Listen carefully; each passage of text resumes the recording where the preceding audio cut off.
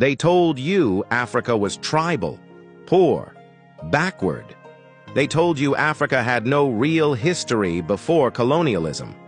But what they didn't tell you is that long before European ships reached African shores, powerful kingdoms were already thriving, building cities, trading across continents, and leading armies. But what if I told you before colonialism, Africa had kingdoms richer than Europe, cities built of stone, and libraries older than Oxford? Let's rewind time before colonizers, before the scramble. If this is new to you, hit follow, like, and share, because it's time to rewrite the narrative. Here are 5 African kingdoms that prove they lied to you about history. First, the Kingdom of Kush. Located in what is now Sudan, Kush rose after the fall of ancient Egypt and went on to become a dominant force in Northeast Africa. Its rulers once controlled Egypt itself, forming the famous 25th dynasty of pharaohs. Kushites built over 200 pyramids more than Egypt, especially in the city of Meroe. They developed their own written script, known as Meroitic, and had powerful female monarchs called Kandakis, who commanded armies and held absolute authority. Kush thrived for centuries, trading gold, ivory, and iron along the Nile and into the Mediterranean. It finally declined around 350 CE after an invasion from the Aksumite Empire. Second is the Empire of Mali. Located in West Africa, Mali rose in the 13th century and became one of the richest empires in history. Its most famous ruler, Mansa Musa, was so wealthy that his 1324 pilgrimage to Mecca caused a temporary economic collapse in parts of North Africa due to gold oversupply. Mali was not just about wealth. Its cities, especially Timbuktu, became global centers of learning and scholarship. Thousands of manuscripts were written on science, law, philosophy, and religion. Many of them still survive today. The empire began to decline in the late 1500s due to internal conflicts and foreign invasions. Third, the Kingdom of Aksum.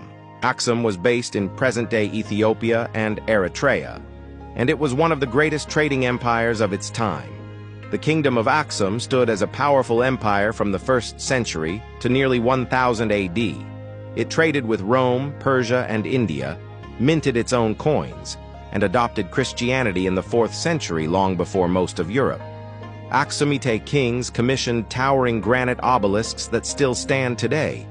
It was one of the most technologically and culturally advanced civilizations in Africa at the time. Aksum's influence would shape Ethiopian identity for centuries. It eventually declined due to shifting trade routes and environmental changes. Fourth is Great Zimbabwe. Located in southern Africa, this was a powerful city-state that flourished between the 1100s and 1400s. This was Great Zimbabwe, the capital of a powerful kingdom that controlled gold and ivory trade routes stretching to the Indian Ocean. Its name means stone houses, and for good reason. The city was built from enormous stone blocks, all placed without mortar, forming towering walls and enclosures. The city housed up to 20,000 people. It was a center for gold and ivory trade, and artifacts found there show contact with China, India, and the Islamic world.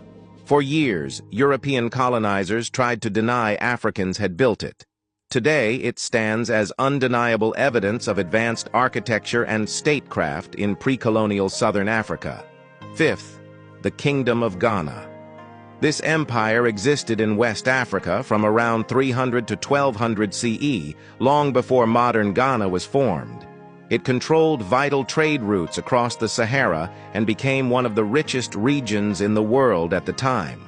Arab historians wrote that gold was so abundant in Ghana that it seemed to grow from the ground.